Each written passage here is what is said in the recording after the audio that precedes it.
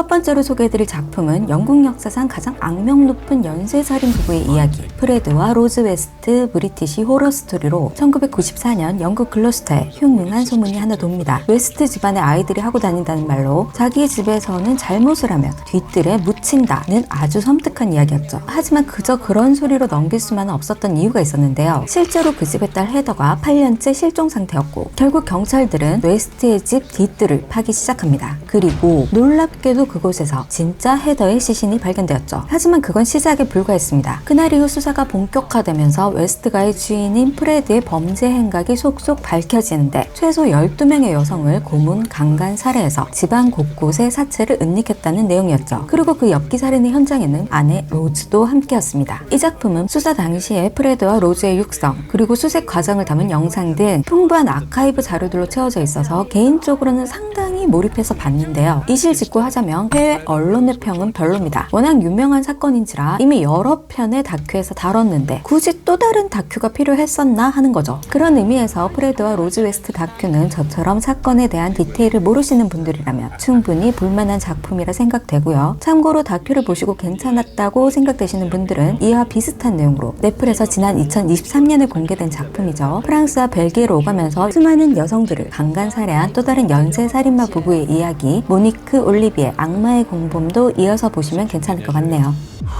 계속해서 두 번째 작품은 사건 개요 먼저 소개해드리겠습니다. 영국 디저트 업계에서 알아주는 파티셰인 그레이엄이란 남자가 있습니다. 성공한 커리어에 사랑하는 연인, 그리고 곧 태어날 아기까지 더할 나위 없이 만족스러운 현생을 살고 있는 것처럼 보였죠. 하지만 그에겐 채워지지 않은 결핍이 있었는데요. 그건 바로 태어나서 얼굴 한 번 본 적 없는 엄마라는 존재로 어린 시절 자신을 학대한 아버지와는 이미 절연한 상태라 그레이엄에게는 엄마의 빈자리가 더 크게 느껴졌죠. 그러던 어느 날 기적 같은 일이 벌어집니다.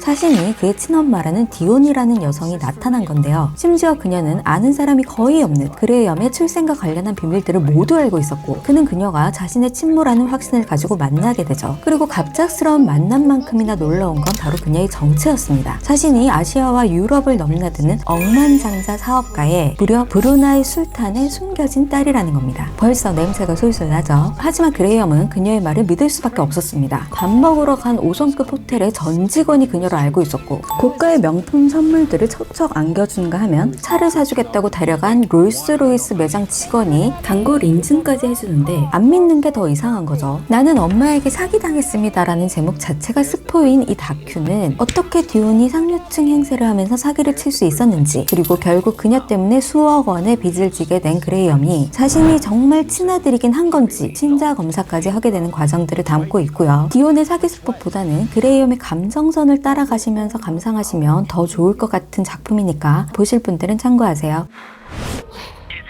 세 번째 추천작은 죽음의 결혼 남편 살해 사건인데요. 2015년 8월 미국 노스캐롤라이나에서 39의 제이슨 코벳이라는 남자가 한밤중에 벽돌과 야구 방망이로 맞아 죽는 사건이 발생합니다. 범인은 충격적이게도 재혼한 아내 몰리와 장인 톰이었죠. 폭행의 정도가 어찌나 심각했던지 두개골 중 일부가 떨어져 나갈 정도였지만 가해자 부녀는 정당방위를 주장했는데요. 제이슨이 가정폭력을 행사하고 있어서 자신들도 어쩔 수 없이 공격을 했다는 거였죠. 하지만 그러기에는 두 사람의 몸에는 큰 상처가 없어서 의심스러웠지만 제이슨과 전부인 사이에서 난 어린 두 남매가 아빠가 이전에도 가정폭력을 행사한 적이 있다면서 규모 몰리에게 유리한 진술을 했고요. 결국 초반에는 그렇게 정당 방위설이 먹혀 들어갔는데요. 그로부터 2년 후 반전이 일어납니다.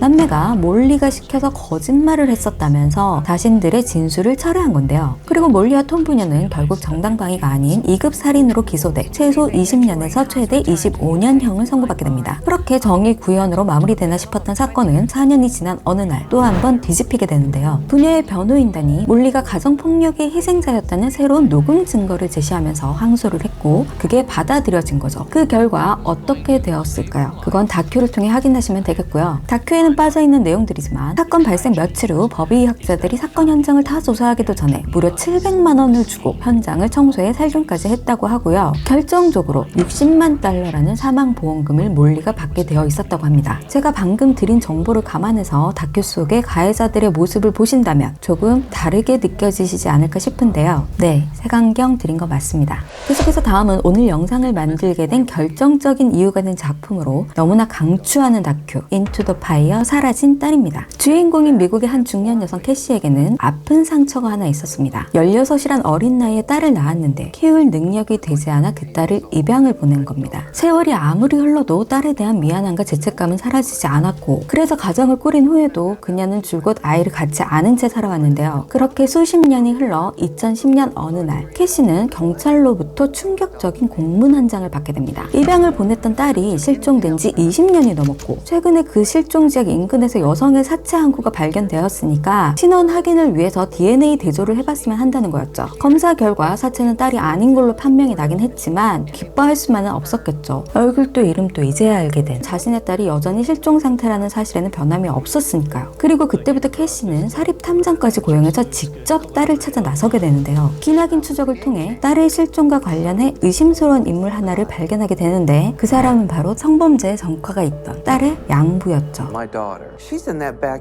캐시는 자신의 딸이 그의 손에 살해된 후 그 집 뒷마당에 묻혀 있을 거라 주장하는데요. 하지만 아무런 객관적인 증거가 없었고 단지 엄마로서의 본능일 뿐이었죠. 정말 캐시의 딸은 그곳에서 엄마가 찾아주기만을 기다리고 있었을까요? 범죄 다큐를 보면서 분노나 슬픔 같은 감정을 쉽게 느낄 수 있죠. 하지만 뭉클함이나 감동까지 오는 경우는 흔치 않은데요. 이 작품이 바로 그런 작품이니까 꼭 한번 보시길 추천드립니다. 자, 이제 마지막입니다. 맨날 죽고 죽이고 하는 강력사건은 싫다 하시는 분들을 위해 가볍게 웃으면서 보실 수 있는 작품으로 준비했는데요. 킹스 오브 투폴로라는 작품입니다. 미 남부 미시시피에는 엘비스 프레슬리의 고향으로 유명한 투폴로라는 작은 마을이 하나 있습니다. 그곳에는 엘비스의 모창 가수 케빈이라는 남자가 살고 있었는데요. 네, 얼비스 같은 거죠. 하지만 결혼을 하고 아기까지 태어나고 나니까 보다 현실적인 직업이 필요했고 결국 청소업을 시작하게 되는데요. 그리고 병원에 시체 안치실 청소를 부탁받은 어느 날 그의 운명을 바꾸는 일이 발생합니다. 용환실 냉장고에서 한 남자의 잘린 머리를 발견하게 된 겁니다. 당연히 병원에 곧장 알렸습니다. 하지만 돌아온 건 이해할 수 없는 해고였죠. 제대로 빠기친 그는 인터넷을 통해 자료를 모으기 시작하는데요. 그 결과 병원과 장의사가 힘을 합쳐 시체 밀매를 하고 있다는 음모론에 빠지게 됩니다. 편집증이 시작된 거죠.